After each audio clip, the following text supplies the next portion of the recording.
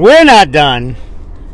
You thought I was done talking about conditioning with the last one, but no. I still got some more to say. So today we're going to do part 2 of how to make your conditioning more effective. So the first thing I want to address in this video is that there is more to conditioning than just zone 2 and sprinting. I know I seem like I'm a big zone 2 sprinting zealot, but I have and occasionally do other forms of conditioning as well. Let's start off with you runners out there. What else can you do besides zone 2 and zone 5 / sprint work? First thing to mention are fartlek runs. In the army, we used to call these last man ups. The word fartlek is Swedish for speed play. You can structure this a bunch of different ways. If you're in a group, like I mentioned in the army, last man ups, you could just run at a set easy pace, so like an 8 or 9 minute mile, and then the last person in the group sprints to the front, and so on and so forth until you're done with a certain amount of distance, 3, 4, 5 miles, right? That's one way to do it. You could do timed intervals for a given distance, like 1 minute run hard, and then 3 to 5 minute jog, 1 minute run hard, 3 to 5 minute jog until you're done with a set time or distance.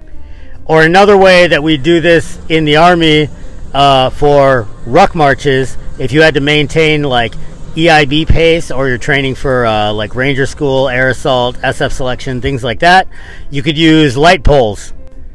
So you'd jog, run to one light pole, and then range walk 3, 4, then jog, run the next one, then range walk 3, 4.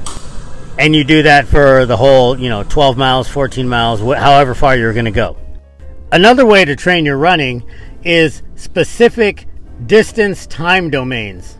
So a lot of us in tactical populations, so military, law enforcement, fire, there are specific physical fitness standards that we have to meet, and one of them generally is a certain distance run in a certain amount of time. While conditioning in general will add to your ability to do this to some extent, conditioning, like lifting, like strength, is specific. If your job requires you to run a 2 mile, a 1 mile, a 1.5 mile, a 5 mile, you need to become a specialist in those specific distance and time domains. The best way to do that is not practice them frequently, but test them relatively frequently. You don't want to do nothing but zone 2, and then all of a sudden you have a PT test and you have no top end because you've never had to run a 2 mile as fast as you can before. Alright, that's enough with the running. I've shown plenty of love to runners and I don't hardly do that no more. So, next, what if you don't even like messing around with cardio machines and running and all that nonsense? What if you just want to toss weight around? Well, you can do complexes with barbells. These are conditioning on more of the higher end because they are freaking smokers. But basically, there's a couple ways you can do this. You could do different movements with a single barbell. Like you could, for instance, have a loaded barbell on the floor like dude in the picture, and then you could clean it, drop it down to your waist, hang clean it, hang clean it, hang clean it, do like 5 of them, then do like 7 front squats, then drop it, rest 10 seconds, then clean it, do 5, then 7, drop it, rest 10 seconds, so on and so forth. These kind of workouts are freaking smokers, and not only will they give you good cardio, but they will make you really strong. The thing is, you have to remember you're doing 2 different movements under fatigue with the same barbell, so you're going to have to lower the weight. Don't try to be a hero with these. The other way you can train them is an EMOM style, so like every minute on the minute type workouts, where you get through a certain amount of repetitions and then you have the remainder of the minute to get to the next movement. Then you do a bunch of repetitions. Then you have the remainder of the minute to do the movement. Or you could just take a full minute in between movements and just do more of them since you have a longer rest period. There's a lot of different ways you can set this up.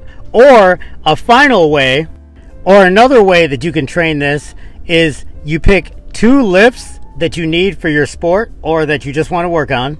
You set up 2 stations You load them up light, because remember, this is going to be a strength and conditioning workout.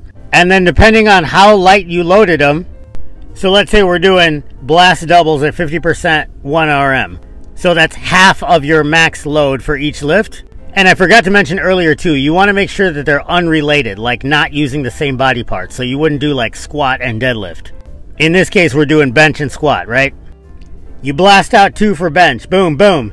Then you run over or range walk over to the squat rack.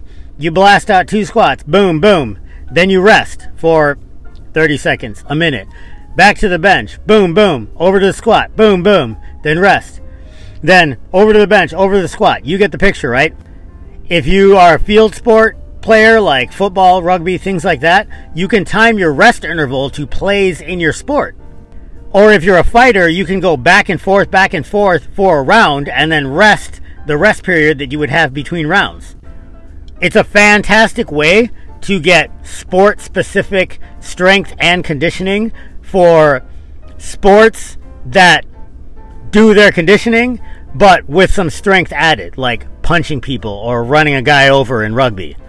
This kind of conditioning too is great if A, you just really hate traditional cardio, like monostructural, get on a machine and grind type cardio. B, you're just large and not amenable to a lot of moving around. Or C, just like the idea of getting your conditioning with your weights as well. At the end of the day, conditioning doesn't have to be, you know, sweating on a bike or putting in endless miles on the road. You know, however you deliver the stimulus, if it has an equivalent effect, the means doesn't matter. Just the stimulus itself does, depending on the outcome that you wish to obtain. So you have a ton of options for your conditioning, folks. Just pick one that you like. And then, moreover, do it consistently. Because remember, the training effect from conditioning is very transient. It's proximal to the training. Meaning that very shortly after you finish training and you get into your next rest and recovery cycle, the training effect goes away.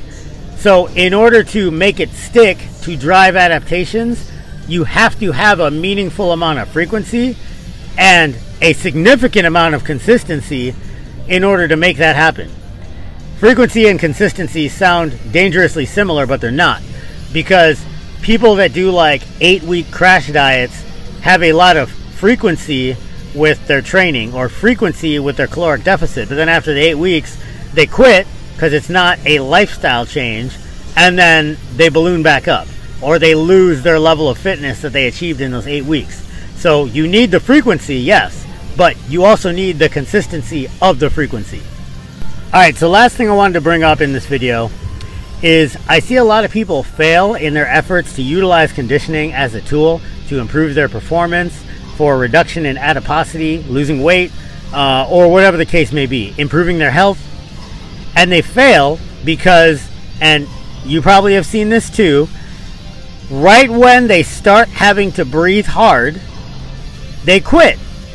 Here's the thing, folks. It's like the effective reps theory of lifting. Like the last couple reps are the most important.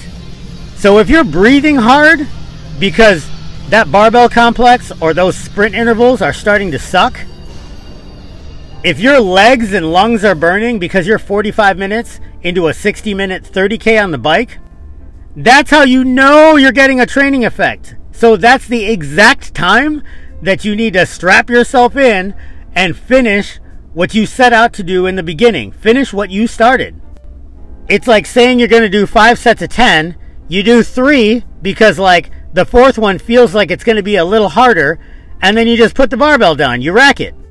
So find a conditioning means that you like, that you'll do consistently, and don't quit when it's getting hard, because that's when you know it's working. You know why I say stay in the fight, folks? Because you can't win the fight if you don't stay in it. Thanks for watching.